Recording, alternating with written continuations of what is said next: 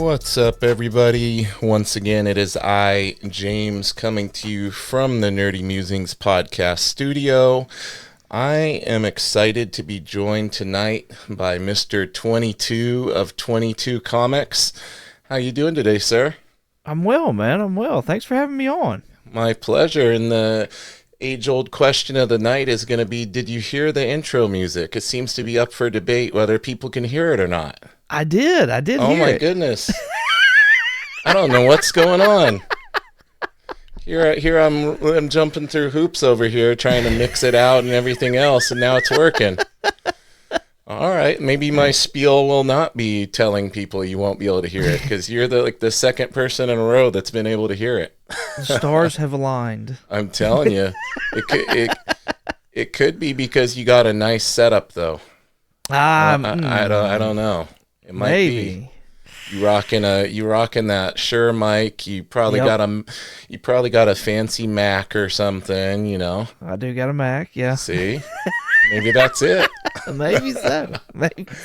That's funny. Well, I reached out to all my past guests and I was asking for recommendations of who I should have on, and Big Brandon of Mon Comics threw your name out there, so our boy Brandon gave you a good word, and I had to reach out, and here we are.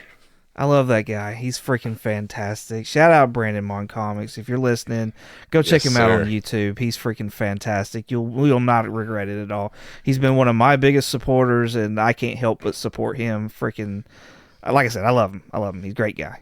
Such a good guy, and this whole community that I've gotten involved with through, being involved with the podcast and everything, and having all these different individuals on, really hit it off with Brandon and Colossus Collector and all those guys. You guys all run in that circle, so I always tell people, I know if I have one of you guys on, we're gonna have a good show, and we're gonna have a lot in common. Yeah, no, Ryan's freaking fantastic too. All those guys. And there's so many, this is going to come off bad, but there's so many cliques in the comic book YouTube community or whatever. Yes. I'm such a, lone wolf. I just kind of nomad to whoever at whatever point in time. I'm not really, I got the sense that there's a little bit of that, but, it's like that in any, niche thing, a specialized area that exists in my world, in the Brazilian Jiu-Jitsu world. It exists. It exists everywhere, but I think for the most part you find your group and you got more good than bad in my experience. Oh, absolutely. No, there's hardly anybody that I would consider bad. Yeah. In the people that I've dealt with anyways. I think there's one person that I've I take that back. There's two people that I'm right. But you just do would normally, and you either keep distance or you just exchange cordials and go on about your business. It's all comics. Once you do find your people, though, it makes it nice, and you know. Oh yeah. Whenever you connect with them, it's going to be like you were just talking yesterday, and you're going to have a good time. So yeah. I wanted to make sure to have you on, and I want to learn more about you, man. I want to learn how you got into comics, how long you've been into comics, how you got into doing your podcast, all that good stuff. So that's kind of the territory I'm looking to cover tonight. So how did you get into comics, and how long ago did you start collecting? So I would say like most everybody or whatever, I had some comics as a kid, but I wasn't a collector as a kid. I think I enjoyed the cards more than anything else. You're probably the fifth or sixth person to tell me that. It's probably got to do with the age. Yeah, I think so. And I could readily get cards a lot of places that I was at, but comic books were not necessarily as readily available. Yeah. So, but the 90s, the X-Men cartoons was out, the Batman the Animated Series was out, 90s Spider-Man, there was so much cartoon-wise that was going on that all me and my friends were watching and talking about and whatnot that like I said, the cards were just easily accessible, and then we could take them to school and we could trade them and stuff like that. We wouldn't get in hardly any trouble trading those around. Oh yeah. Whereas if we had books, I could see us getting in troubles with books. Yeah, for sure.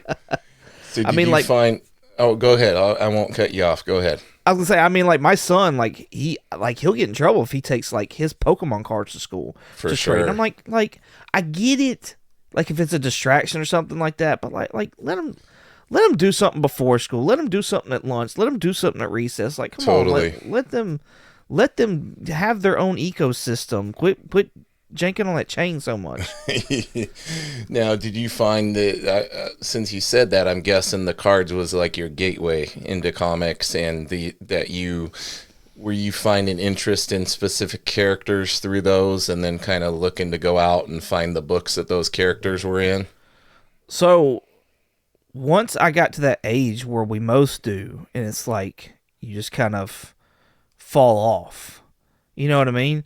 Like when I was a kid, it was X-Men stuff. Like that's what I was all about because that's what I was watching. That's what I enjoyed. Yeah. So then I fell off, and then as I became an adult, I was in like freaking. I'd always been into Batman, so I was watching the Christian Bale Batman movies as those are coming out, and then Iron Man came out, and that was fan-freaking-tastic. Oh, man. I loved it, and I never like what Iron Man did for me. Like what spoke to me with Iron Man is like I'm a car guy. And at the time, I was going to school to I had ambitions of wanting to be an engineer. Okay. And I was like, this guy right here freaking knows me. He's speaking your language, yeah. Right. And so, like, I got tired of waiting for the movies to come out. And I was like, I had comics as a kid. Like, I was like late 20s, early 30s or something like that. And I was like, I'll just go to the comic book store. I'll look for Batman and I'll look for, Iron Man, and I'll just pick it up and I'll see if I like it, if I want to start reading it again or whatever the case is. Right. So that's what I did. I started out with New 52 had just come out. So I was picking up like the Dark Knight and the Batman run, which was the Court of Owls stuff. Oh yeah, Greg Capullo and Scott Snyder. Yeah. I've got the couple of the different artist edition of that over there. Nice. There was all just the pencils or just the inks. Yeah. Oh, fantastic! Love that stuff. I'd love to have something like that and get Greg to sign it. That'd be for sure. insane. Yeah. That would be amazing. Yeah, that was such a good book. But yeah, it was out of being tired of waiting for these comic book movies to come out, because like before that you had the Spider-Mans, and I'd already gone through all those. You had the Fantastic Four movies that had come out. Like there were several other comic book stuff that was like building up, but it wasn't like MCU like yet. Not on that level. Yeah, you had the X-Men movies and everything, and Spider-Man. Yeah. And so like those reeled me back in, but like getting tired of waiting for something cool like that, I was like, all right, let's step back into comics. Fill in the gaps with the comics. Yeah. I'm going to sidetrack you a little bit because you said you're into cars. What kind of cars are you into? I am a Mopar guy. Oh, so, my brother. You're a Mopar brother. Yes. I'm a Mopar guy. I have a 2015 Hemi Scat Pack. Yes. Yeah. Nice. Yeah, my dream is to get a any Challenger Demon. Like, yeah, or so Hellcat. amazing. Yes. And I know the Demon's higher than the Hellcat, but I'd be satisfied with the Hellcat.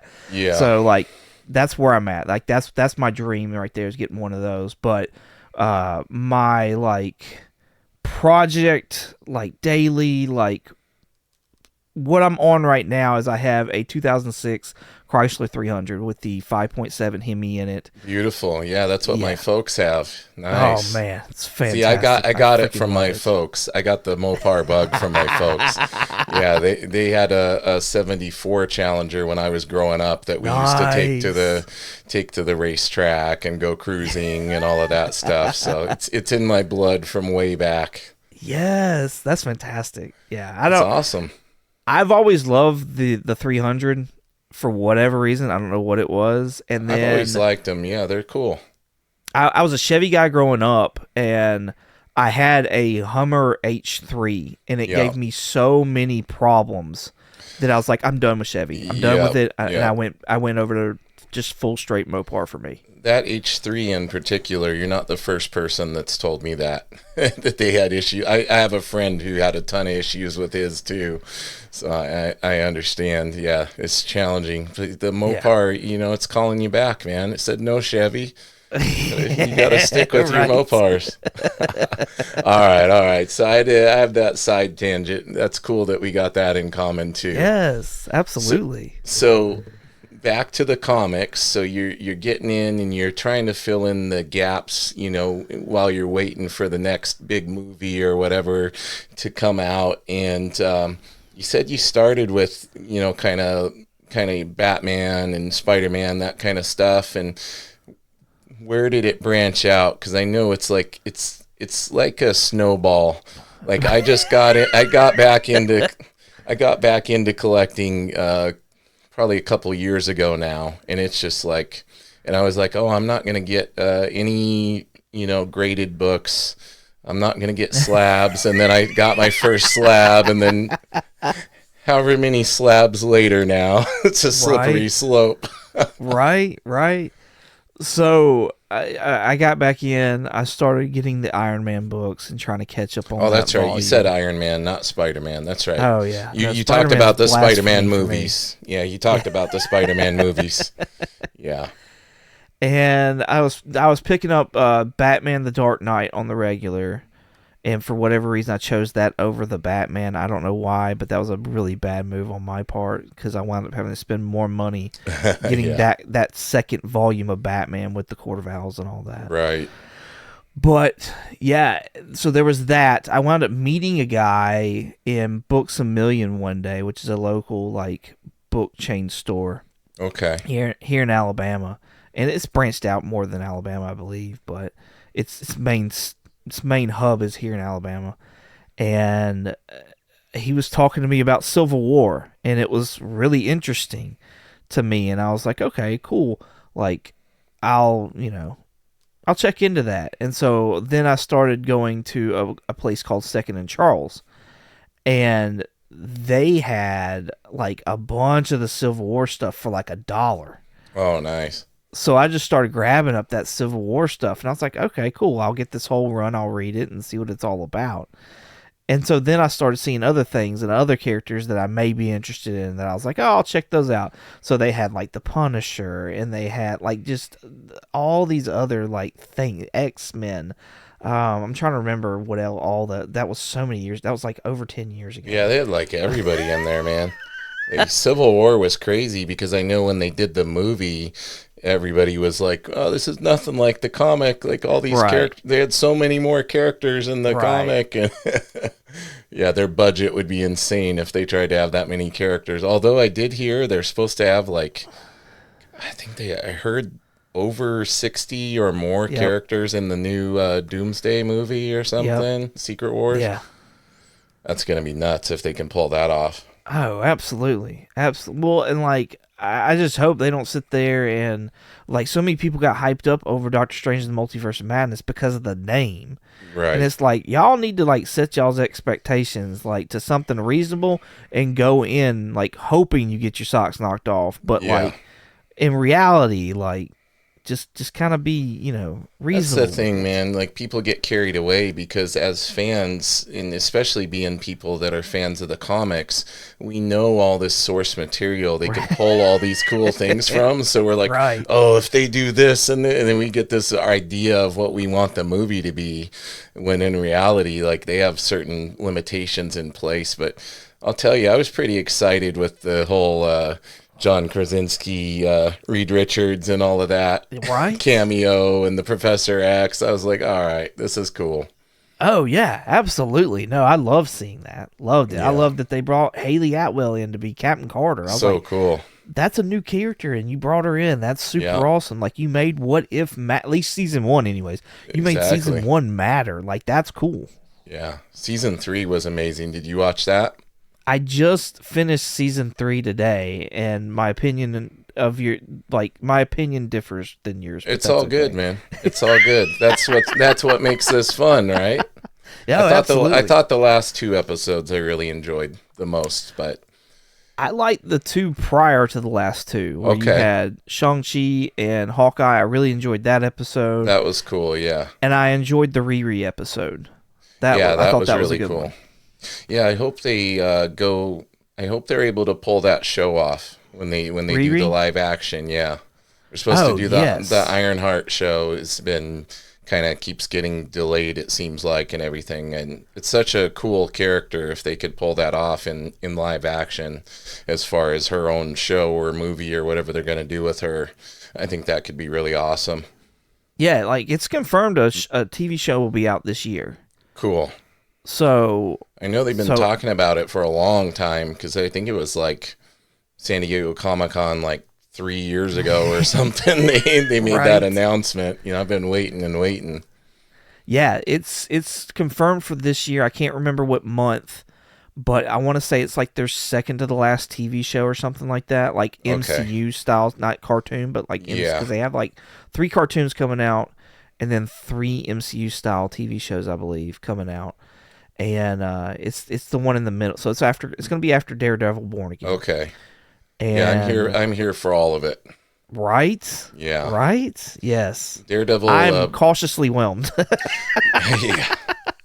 I usually go in with a pretty low expectation, and it's served me pretty well. So yeah. certain things it's easy to get attached and really have a high expectation for, because like for me that first Netflix Daredevil was pretty insane. Man. So now this Born Again, I'm like, oh man, I hope they do it right. And from what I'm hearing, they did a ton of reshoots and things, and my buddy Ron Garney, you know, he created that Muse character for the comic. Cool. Yeah, so he when they did that run on the comic, he created Muse, and that's his original creation. And he told me when he got to go to the set for Born Again, when he saw that in live, like actually saw the guy in the outfit, and it looked like just like they had pulled it out of his brain and brought it into reality. He said it was surreal. He said it looked so good.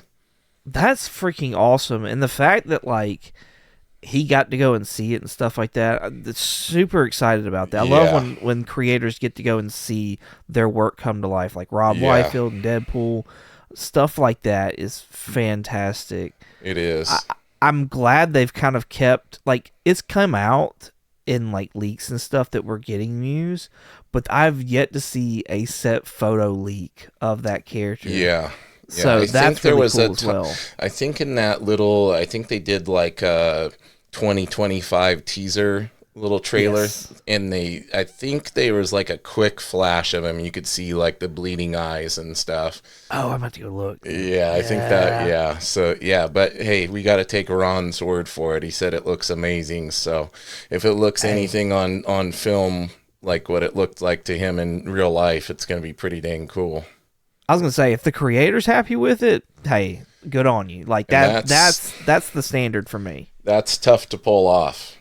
Right?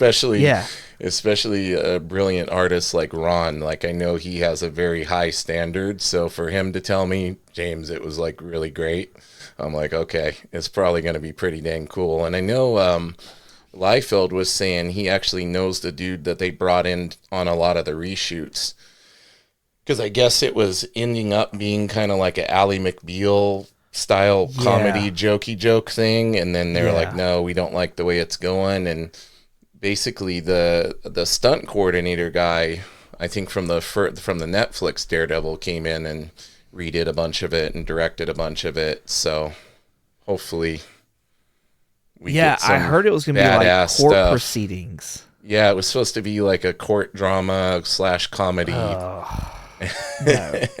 No. But hearing that the reshoots were basically retailoring it to have it be darker and very R-rated and more along the line of the Netflix series made me very happy. Oh, absolutely. Absolutely. Because that hallway fight scene, that one shot, the continuous shot from the first Daredevil Netflix first season, that was insane. Well, and then season 2's The Punisher's his walk That scene was freaking awesome. I think it was season 2 as well, where there's like they did another hallway type scene, but they had like stairs for Daredevil and stuff. Yes, Like yes. that was freaking cool. Like, yeah, no, I'm glad they've got that choreographer. That's That's freaking awesome. very good news. So going back to comics a little bit, it sounds like a lot of what's driven, or at least at the point when you got back into collecting, what was driving you was seeking out characters and finding cool characters that you were discovering and enjoying, and that kind of led the direction. How much of the artwork and how it looked influenced what you were picking up? Were you somebody that was really like looking at different artists and following different arts? I'm guessing because you mentioned I'm gonna guess the time period you came in, you were probably seeing like Jim Lee stuff back in the day, like earlier on with X-Men and stuff like that, and Capullo on the Batman and all of that. So what kind of stuff were you gravitating towards in the art department? So when I came back in, like, yes, it would have been Capullo on Batman, but I don't think he did the Dark Knight series. I want to say like David Fitch. That was did Finch. That. Yeah, that was David Yeah. Finch. And his artwork is fantastic. Yeah, I love it. I really enjoy his artwork as well. Artwork for me plays a huge role. Like if I'm reading something and the artwork is like amazing, but the story is like par to subpar, I'll stick with it just because I love the artwork. And then, but like if the artwork is trash and like the story is part of something, like I'll get through it if I own it. Yeah. But I'm gonna hate every single minute of it. I'm right there with you, man. Yeah, and for me, as somebody that is drawn, been into drawing and been into art for a long time, like the art is such a huge part of it for me. And it's like you said, I don't think it works in reverse, right? Like you can have amazing art and a not so great story, but an amazing story with horrible art, it's hard to trudge through. Yes, absolutely. Like I read something. It was first off, I read Rorschach, and it was written by Tom King, which a lot of people know my love-hate relationship with Tom King. And the art in it was freaking, like, it was really good art, but that story for me sucked so bad. But I already own the entire series, so I was like, you gotta see it through, man. I'm gonna finish this, but I hate every minute of it. Yeah.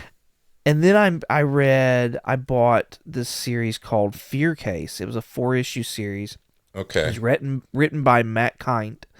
And I'd heard really good things about him as a writer and stuff. It had an intriguing like synopsis. I read it, and I didn't like most of it, and the artwork was atrocious. And I was like, I hate every minute of this, but I already own it, so I'll get through it.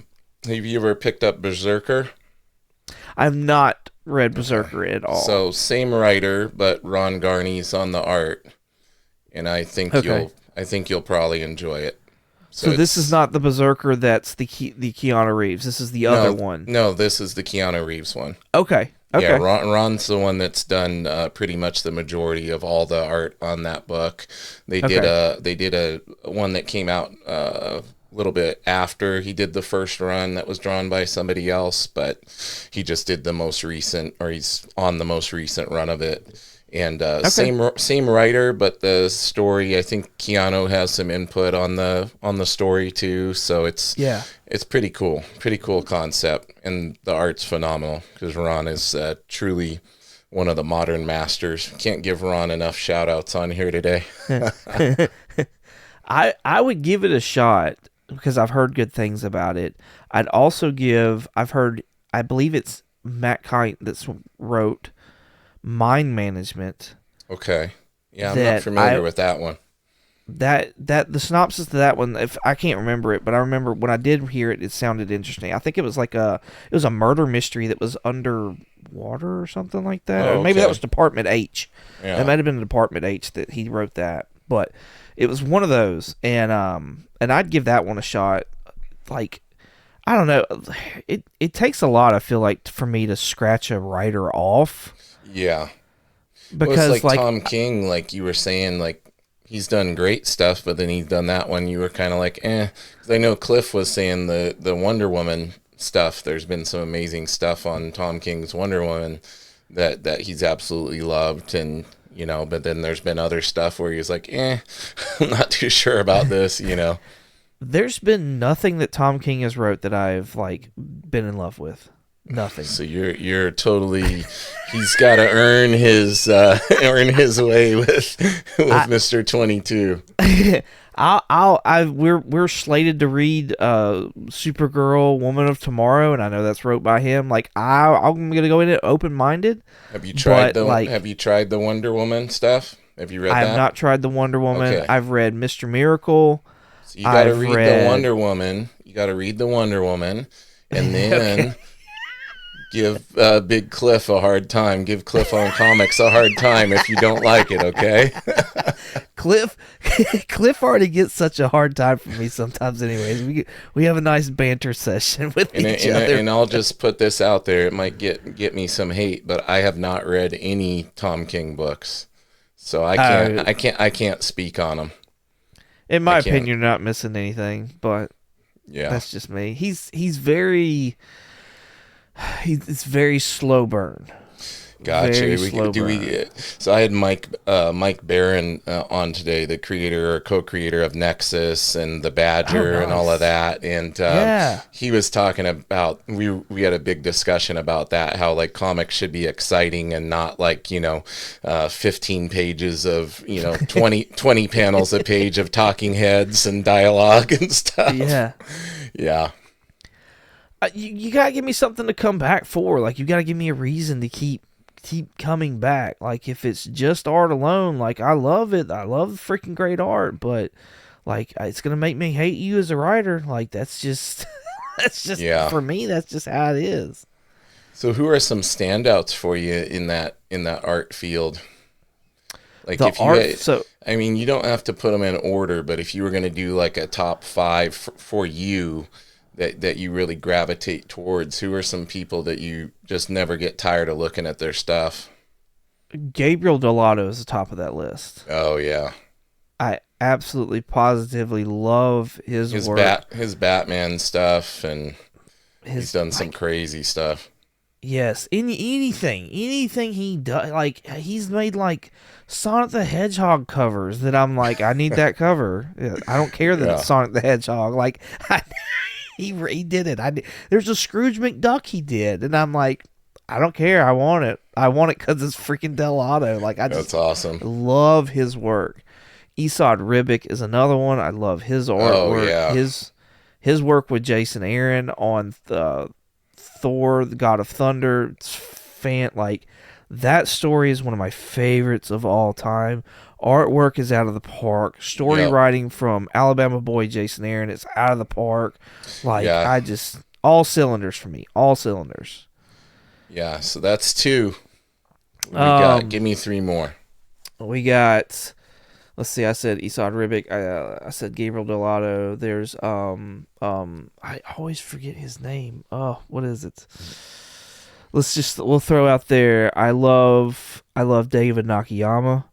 Yep. I love his clean line work. I love just how clean his stuff looks. I just got that. I backed the Kickstarter for that Marvel Art of David Nakayama, and it's phenomenal. It's just been pouring over that thing. Yeah, I love his covers. I love his, and then like his personality on IG makes me love him even more as well, because he just you tag him and stuff, and you give him praise. He just comes in and he's like, thank you so much. He's so humble about it. That's so I'm cool. looking through my phone right now because I have like my list of people, and so I'm like, yeah, man, I put you on the spot. No, well, there's one that I keep on forgetting. This one right here, Simone Bianchi. Simone Bianchi is another one of mine that like I freaking love his work. You want to talk like masterful art? Like he's one that other artists, other like god level tier artists look at and are like, how is he doing that? Yeah. Like I've talked to several, and they're like, they go, James, when I look at somebody's work and I go, I don't understand how they did it, like that's the kind of people that I look at and Yeah. admire. And he's come up on that list more than once. And I love watching him on IG as well. Like you can see him several times like on his page and he's like Yeah. sitting there just doing his work and I'm just like, golly, I wish I could come close to that. Just it's Phenomenal. fantastic. Fantastic stuff. Um Round it who out. else? Gotta Do give what me now? a fifth. Gotta give me a fifth. You gotta round out the Gotta list. give you a fifth one. I think this is a fan favorite as well, and I love his interiors. And that's we've already talked about him once before. Greg Capullo. Greg Capullo is Oh, freaking yeah. fantastic. Love his interiors. I love how he is consistent, and it just looks like he does it with ease. Yeah. So So going back to Greg then, since we're talking about Greg, what are your thoughts on this Wolverine book that he's on? I know it's been getting mixed reviews and everything. How have you enjoyed it? Like obviously his art's great on it. Like he's yeah. consistently phenomenal in the art department. Have you been So reading that one? I don't believe I have. Is that just the new? Is that the new Wolverine volume? The new Wolverine title? Yeah, it's like I believe it's a mini series that he's Okay, is that on. the It's Wolverine called Revenge? yeah, Wolverine Revenge. Yeah. Okay. So I Yeah, think I have there's not like touched that. I think you got about I think four issues of it have come out so far. Got you. Yeah, And I then they're haven't doing touched that. something that's really irking me with these danged these danged red band. They're doing these red band gimmick, where Yeah. it's got pages or panels that don't show up in the regular one. Right. And I get the majority of my stuff on Comixology digitally just because as far as new books, I don't have the story. All my storage space is allocated to older stuff I pick up in my collection. Okay. As far as new books, I get it digitally, so I'm out of room in here and my basement's crazy. So they don't sell the red band version on Comixology. They only have the standard. Oh And then wow. and then all the shops sell out of it right away. It's gone. You Yeah. can't. So I found online, some people did like a side by side and showed what's in the red band one art wise that's different than in the regular one. It'll be like maybe a page or a couple of Yeah. panels are different. So not like you're missing out a whole lot if you don't get the red band one, but there is some pretty graphic, cool Capullo, very gory art that's missing from the regular versions. Which is fitting because dude came from Spawn. Like Yeah. that's There's a shot in the red band one, I think it's on the first issue, of like Wolverine regenerating himself essentially from nothing, and it's like an anatomy, like muscle, sinew, and guts, and yeah, oh yeah, cool. it's really cool. That's freaking awesome. Yeah. Yeah, you'll have to check that one out. I would be interested to know your opinion on the story. Okay. It's kind of Yeah. one of See, I'm not those a where, big Wolverine guy. yeah. I So if was when I you was a kid, but like I didn't understand his power set though either. I didn't right, like. I just went off of like the X-Men cartoon, so like they never really dealt with the fact that like he could heal himself. It was just yeah, like, who's this dude with the attitude, the knives that super come out of his angry. hands? That's Yeah, freaking awesome. why is he so angry all the time? Maybe it's because he's short. Yeah, right? So we talked about kind of favorite artists a little bit. As far as characters, now I already know Wolverine is not one of your favorites. Yeah, And you talked about Batman and stuff and Iron Man, so I'm assuming those are kind of up there on your favorite character list. Who do you yeah. got on there as far as what you're currently focusing on in your collection? What stuff do you gravitate towards character wise these days? Um, so right, like, are we talking like new pulls, or are we talking like just overall collecting? Like, Anything, man, anything. right now, one of my biggest goals is I want every issue of Iron Man, all volumes. So like you're saying, like Iron Man, that's my biggest deal. I'm like 22 issues away from having all of Volume 1, That's amazing. and yeah, it's like a I was gonna 332 say that's run. no. Just for the listeners, that is not an easy feat to achieve. And I have every volume after Volume 1, and then I have like several of the miniseries. I don't have all of them completed, but I have several of the miniseries completed. So I've got that. I've got several. I think I got about 20 Tales of Suspense books, and he came in at 39. It's his first appearance, and then issue 99 is where they stopped. So I'll finish that Tales of Suspense out.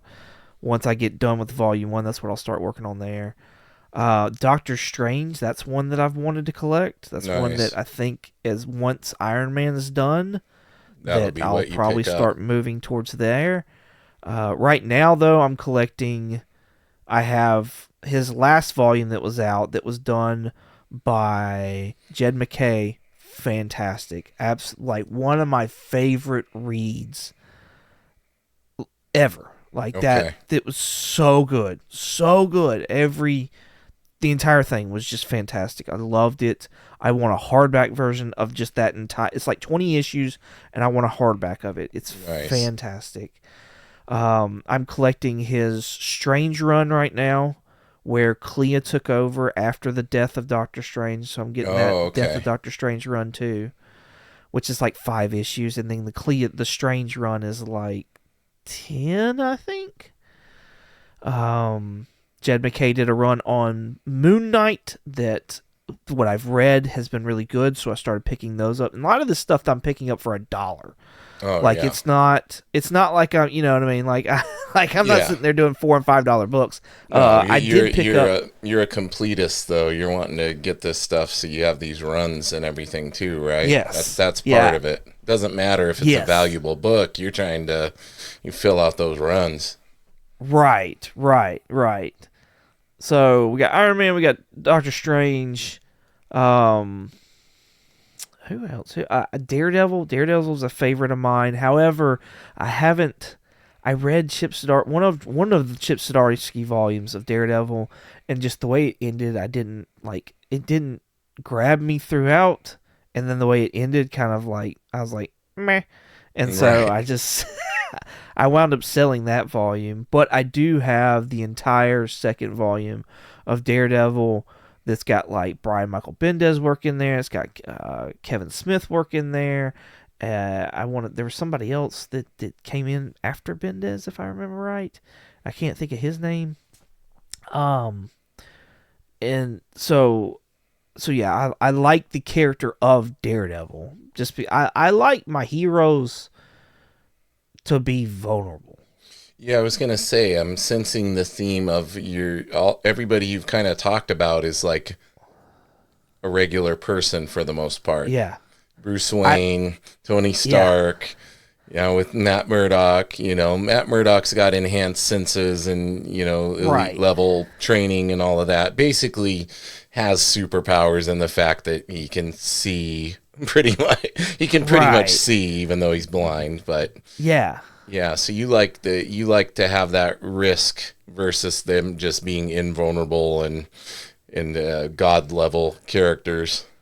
right yeah. I like vulnerability and I like intelligence. Like those are my big. That's what attracts me to certain characters. Right. So, Teenage Mutant Ninja Turtles. That's one that has been with me since I was a kid. I love the Turtles, and I've loved the cartoon. I've loved the comics. Jason Aaron's run right now has been freaking awesome. Loving Now, it so far. is that the follow up to the Ronin thing, or that's something different? The Jason Aaron stuff, something different. Jason Aaron is the follow up to the volume previous to it, so it's like a Okay, soft reboot. okay. So But it, the last Turtles thing I read was that first Ronin book. Yeah, oh yeah, the last Ronin. the last Ronin Yeah, series. That's fantastic. So that was really cool, and I know they came out with like another one of that, but I hadn't seen the Jason Aaron one you're talking about. I don't know that I've seen that one yet. Yeah, it's on issue. I think I just read issue 5. It's a fantastic starting on point. So, like, if you can find, I know you talking about reading digitally. Yeah. Like, you can pick up issue 1, and you don't have to have read anything turtle wise. I always like that when you can just onboard like that without having to know a bunch of back material and things. Right. Especially if you've been gone, been off of a series for a long time. Now, they do mention and incorporate things that happened in the previous volume. However, it's not, I think it's just acknowledging that, like, that volume does matter, but you don't have to know it to keep going on from here. Right. And you may get in there and you may start reading it and be like, I have no idea. Like, you may start asking, why are the turtles not together? Like, what's the deal? You're asking the same question that every other reader right now is asking. Right. Because none of us know why the turtles are separated. So that's how they get you. That's how they get you coming back every month. But it's been, Jason Aaron has done really well on that. So, but I've been going after the first volume of the Turtles. I have a nice chunk of that. So that's one of my other characters runs that I like to collect. I'm looking. Let's see. I'd be curious to know, are you somebody that hunts keys? You have certain things you're on the lookout for at all times, like major keys that you want to add to your collection? Oh, yeah, absolutely. Yeah, I always want... There's always something that, like... Yeah. I want. Like, last year, I wanted Lone Ranger #1. Oh, cool. That was one of my... It wasn't the first appearance of the Lone Ranger, but it was the first in that volume. So, like, his first, like, self-titled comic.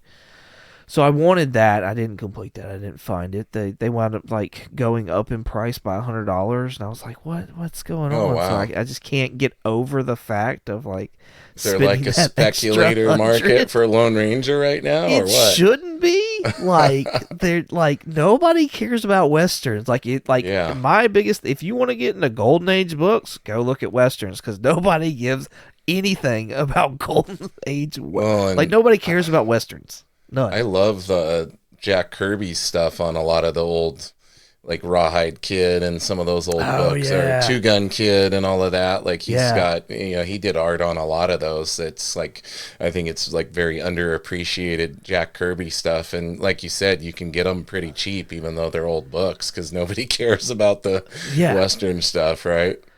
Yeah. But there's an asterisk to that. The Westerns that people do care about are the Silver Age Ghost Rider. Yes. They care immensely about that little 7-issue series, especially #1. That joke, like, that's one of the ones I want, and it's like $300, $400 for a decent copy.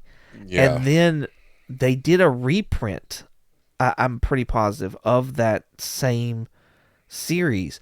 But they changed him because this came out in like the Copper Bronze Age time period, and you had Johnny Blaze as Ghost Rider at that time, right? So he wasn't no longer the Ghost Rider anymore, but he was the Knight Rider, and those books go for a ridiculous amount of money, and I'm pretty positive they're just reprints of that Silver Age book. Funny what people pick up as the thing that's like valuable and sought after when it comes to like niche, things like that. Just like characters that you or I might not consider to be anything, and it's like, why are those books so dang expensive?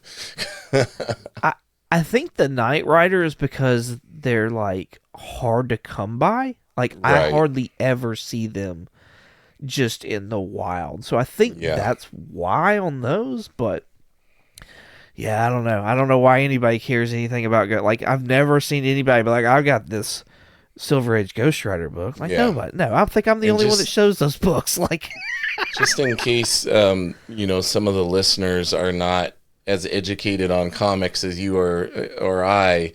He's not talking about the flaming skull head motorcycle riding Ghost Rider. We're talking about a horse riding cowboy looking, ghost white outfit Ghost Rider. It was something Carter Slade, I believe, is his name. And he's not even the first Ghost Rider. There's one from the Silver Age that has the same costume. Yeah. Or one from the Golden Age, I apologize, that has the same costume. However, that Carter Slade was in the original Nicolas Cage Ghost Rider movie. Oh, really? He's the caretaker at the graveyard. And that's so right. when they I remember both hearing there was flame some... on. Yes, that's right. There was that so Easter egg was in there, yeah. Yeah. That's pretty cool, yeah. I always love stuff like that, They do that little homework and throw stuff in there for the fans. Right. Yeah. So I love that scene. That's like my favorite scene in that Nicolas Cage Ghost Riders when they both he is flaming on that horse and I'm like, that's freaking rad. I love that. That's the kind of fan service we like. Yes. Now I collect so much stuff, man. It's insane. With collecting comes the need for funds for collecting. So I always ask collectors, do you ever sell any of your stuff as a means to being able to facilitate some of these purchases of keys and things that you're looking for? Oh, absolutely. Yeah. 110%. In fact, on my channel, I have a monthly eBay hauls and sales report that I do where I go through and I'll talk to the viewer of this is the book that sold. This is what it sold for. This is how much I'm paying in shipping for it to go out to whatever. Yeah. And this is the total of what I received. So I got that. I've got... I do a yearly purge on my YouTube channel. Okay. And that's actually coming up. So this will be the second year that I do my purge. I go through and I find all this stuff in my collection. I might have to get on that. Yeah. Come on. And I just your go purge on there and can be your purge can be me accumulating more than I have room for. That's fantastic. I actually think I got somebody joining me this year to sell. So nice. we're getting that together and My wife's always like, what is this box? Oh, it's just another comic. Picked up. Something I found on eBay the other day. Thankfully she's very supportive, so I'm very lucky in that regard. She got into comics and comic book movies, through being with me. It wasn't anything she was into before, and now we have a couple of Comic-Cons locally that we go to every year, and she enjoys it every bit as much as me, so it's pretty cool. Oh, so that's awesome. Very lucky to have that support. It's not a knockdown, drag out fight whenever a new slab arrives or whatever. Yeah. Having the spouse on board is that's such a blessing that a lot of people, some people don't get. I feel bad, but at the same time, my wife, she's not a comic book person. She'll watch the movies with me. She'll watch some of the TV shows. That's with me. good though. I mean, tolerating it in some level of support is better than the "it's me" or the comics. Oh yeah, right? absolutely. Well, she's even bought me books let's see, for wedding gifts, she got me a huge Iron Man book. Nice. And then last year, I think it was I don't know if it was a wedding gift or it's a birthday gift, but she got me another huge Iron Man book. So she doesn't just necessarily tolerate, she actually supports it and stuff like that. That's great, man. So yeah. That makes me happy to hear. So I wanted to ask you kind of what was the thing that got you inspired and motivated to start your YouTube channel, and when did you kick all that off? How long have you been working on that? So I've been on YouTube. I'm going into my fourth year, I think. Oh wow, okay. Did you start kind of during the pandemic? No, my pandemic wasn't like everybody else's. Okay. So, like, while everybody else, like, for the majority, while a lot of people were sitting there, being able to stay home and stuff like that, my job was considered necessary or whatever. You were in that group, yeah. Yeah, so, like, there was no time off for me. There was no staying at home. There was none of that, which I'm grateful for. Don't get me wrong, because, like, I got to keep a job. I got to keep a steady paycheck and stuff like that, and keep the ball rolling on that. However, like it is hard, like looking back and being like, it's seeing a lot of people who got to spend like days and stuff like that with their family, and it's like, well, and that's the reason I ask too, because I know a lot of people like that was when they started collecting again and stuff. Yeah, because they had that time and they were trying to look to things that were bringing them joy, and they got nostalgic. And I know a lot of the guests I've had on, that's either when they started collecting again or when they started their podcast or YouTube channels. So I always make sure if you're in that time frame, I'm just going to make that assumption. So you had a little bit of a different experience. Yeah, so I was enjoying a lot of the things that were coming out of the pandemic, right? Which got me thinking, like, all these other people are like putting out these videos about comic books and stuff like that. Like, I'd been collecting at that point in time. Let's see, that was 2020, 2021. I'd been collecting for 9-10 years at that point in time. Okay. I had gotten back into it at that point in time, like 9 or 10 years prior. And so I was like, I've got a lot of knowledge. I can talk about comic books like this. I could do this. And so I decided, I decided to start a YouTube channel, but it was also the fact that, like, prior to starting a YouTube channel, I wanted to start a podcast with two friends of mine. Okay. And it looked like it was going to happen. And then one of the guys decided he couldn't do it. And so it kind of just shut the whole podcast down. Gotcha. And that's kind of what had left me looking for something else, I guess. And so then I saw everybody in their YouTube stuff, and I was like, I could do that, Like it doesn't seem silly for me to talk to a camera about comic books, but it does seem silly for me to get on a mic where nobody can see anything and me talk about comic book stuff. Well, and being that comics is such a visual medium, like it really makes sense to have the ability for people to see the things that you're talking about and have that other level of interaction with you. Right. Yeah. Was there a little bit of trepidation or uncomfortability when you first started shooting your videos? I know I was a little awkward when I first started doing it, and the sound of hearing one's voice and seeing seeing ourselves on there and everything can be a little bit of a barrier to entry. I look back, I think around July of this past year, because that's my anniversary date for being on YouTube is in July. I looked back and I was watching some of those videos. It's like, oh my God, like how bad was, not that I'm freaking good now, like don't get me wrong, but I was like, you can tell you're more comfortable now, I'm sure, in comparison. Right. Yeah. Yes. And I feel more confident about the things that I'm saying and like my facts and stuff like that, because I feel like that was one of my biggest things was like, what if I mess up? What if I say something, like, it's not even that I don't know what I'm talking about, but I just have a simple mistake. I just say something wrong. And it's like, well, and you know how nerds are. They're gonna right. Comic fans, they're gonna point it out if you mess up. Exactly. It's that, and like going by a number, you know what I mean? Because like I wanted to keep my real name close to the chest. You have some anonymity, right? Right. Yeah. And so, because like I'd had experiences on Facebook where like people had sit there and gone to my profile and like come at my wife, and it's like I don't play that kind of stuff. No, like, that's not cool. You want to come at me, that's fine. Like I got no problem. I'm a man. I got no problem. Start pulling family into it. That's a whole other level.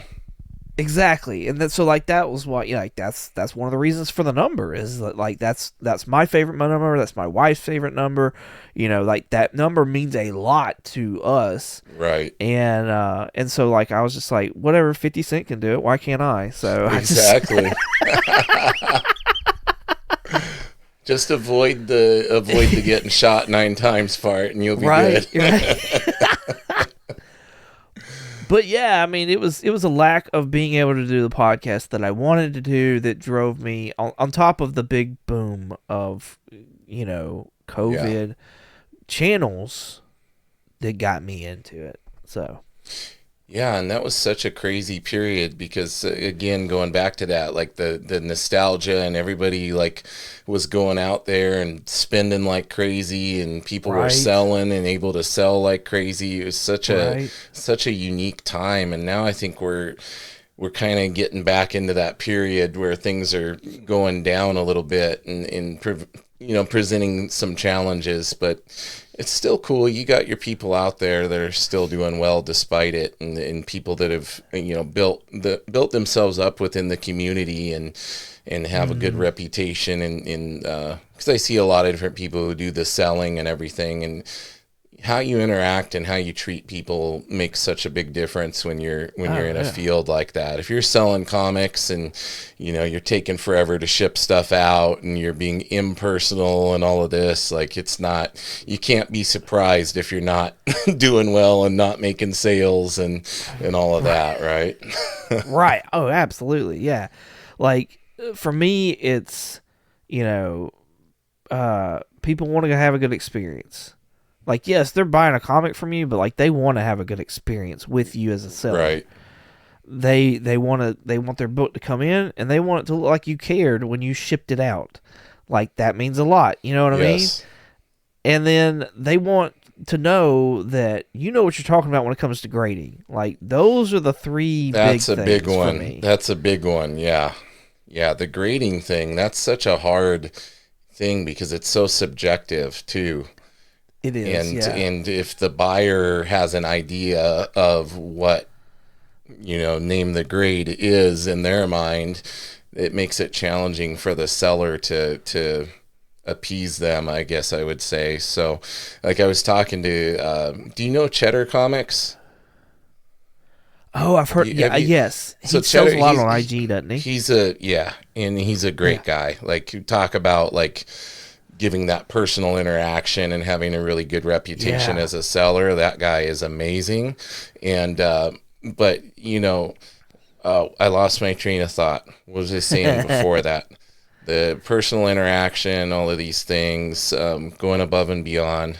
I lost my thought on what I was going to say. We're talking about grading. Okay. Grading. He underestimates his grade by a bit. So it exceeds the expectation. If he says something's like a 7, it's probably more like a 8.5 or something when the person gets it, I try to get in that like grade to a half a grade area. Yeah. I used to, when I first started out selling books, I was more of a like very much conservative. Yeah. Because I wanted to build my name. I wanted to build that reputation of like, dude knows what he's talking about as far as grading. You're going to get a good deal, and you're going to get a good looking book.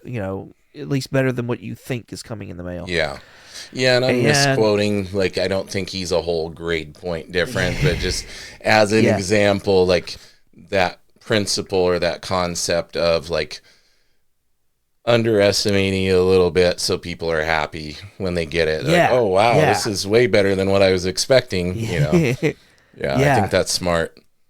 I've noticed over time since I've been doing it, because I feel like I'm pretty positive I've been selling comics for longer than I've been on YouTube. Yeah. On eBay, and as over time I've forced myself to be more comfortable and more confident in saying like, no, this is like at least this grade book. Yeah. But try to still be like in that grade to like more like a half a grade below what it probably would get at CGC. But like you'll get it and you'll be like, yo, this guy's right. It's it's pretty spot on what his grade. How do you build your confidence in that? Was it because you've sent stuff into CGC and you kind of know, like, okay, this book looks like this, I sent it in and it got this grade? Does that kind of help you in that estimation? Like, obviously it's going to be one of those things where the more you practice it, the more you see, you get a better idea of where you're at with it. Yeah. CGC and the Overstreet Price Guide grading book are that Overstreet Price Guide for comic books. That's my Bible, and just in sending books in, like now I've sent a bunch of like modern stuff in there. Yeah. So, but like, you know, you're always wanting that 9.8 and stuff like that, and being able to look at books, you know, and you're putting money on it at that point in time of like, I've cleaned this, I've pressed it, all this other jazz. Like, if I send this in, do I really think I'm going to get a 9.8? And like, right. Am I perfect? No. I've had books come back 9.4. I've had them come back 9.6. But if you go back and watch my videos on the most, I'm pretty good at like sending in and getting 9.8s. So I have both the Overstreet one and the CGC one about grading. Yeah. That CGC one intimidates me, man. I get in there and I start reading. It's like there's so many variables and so much gray area. I'm like, holy cow! Like, how would you ever keep track of all of that? I still haven't looked at the CGC one. Yeah. But because the Overstreet has done me so well, and because I don't know, the CGC one I'm sure has it, but like I said, I haven't seen it, so correct me if I'm wrong. But the Overstreet has pictures. Yeah, there are pictures in the CGC one as well, but it's like there's so many little side tangents and it's so much detail and like it's just like, to me it was an overwhelming amount of information. So if I'm thinking about like assessing a book and it's like, okay, you got to look for these 100 different things could change the grade on it. It's like, oh man, you lost me. Overstreet, they have a graph in there that like tells you like, you know, a 9.8 can have 2 flaws. Right. Now it depends on the moderation of those flaws. Are they tiny? Are they insignificant? Like, it depends on that kind of stuff. And it's like, it does a really good job of explaining, like... And to be fair, like, I probably made it about halfway into the CGC one before I dipped out. So it may very well... If I would have stuck with it, it might have all that in there too, but I was like, you guys scared me.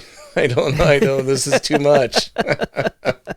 That's funny. Yeah, I'll get back to it though, but I think I'm gonna focus more on the Overstreet one because I started with the CGC one and I haven't really delved into the Overstreet one. But it's good to hear that it's served you well. I love the Overstreet one. I think that's why I've not really cared enough to look at the CGC one, because right. The Overstreet has done me so well, has taught me so much. That, like, I used to go and take a book to that Overstreet one every single time.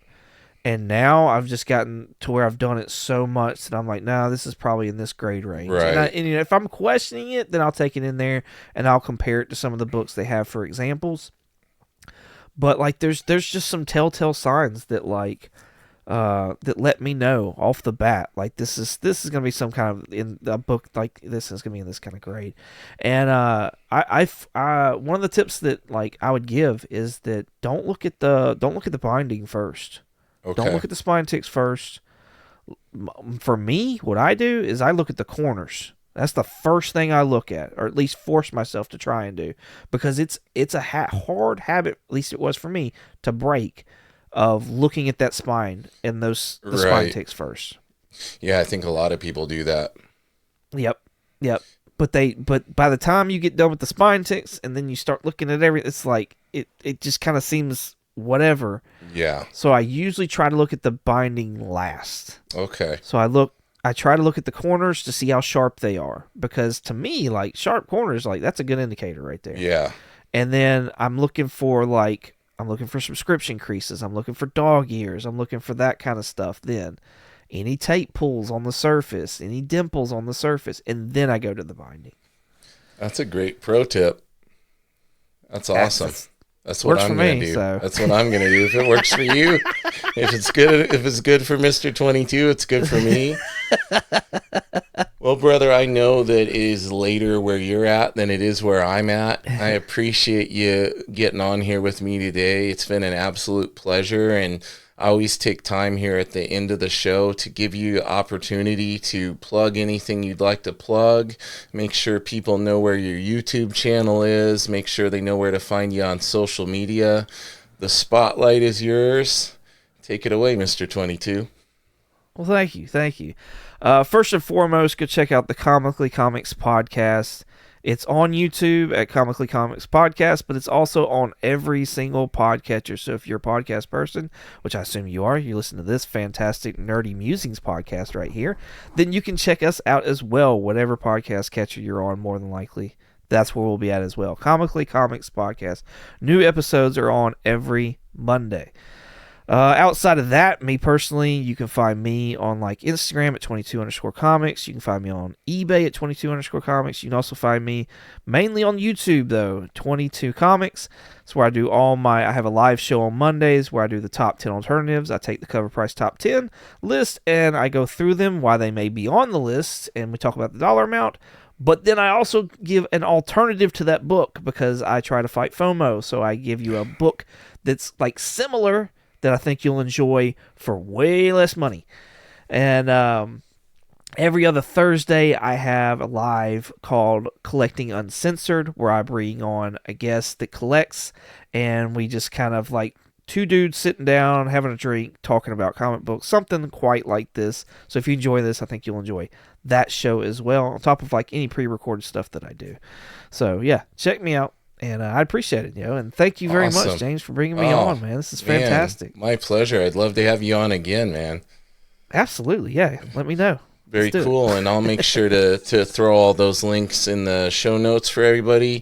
Mr. 22, hang out with me for a moment. I'm going to give my little spiel and hit the outro and tell everybody to make sure to check out the podcast. I always say, just in case we're showing off a bunch of cool stuff, you always want to make sure you check out the video version of the podcast on YouTube, youtube.com/@nerdymewzings. Mewzings is MEWZINGS. I see when it autofills the search that people are spelling it different, so I make sure I specify that.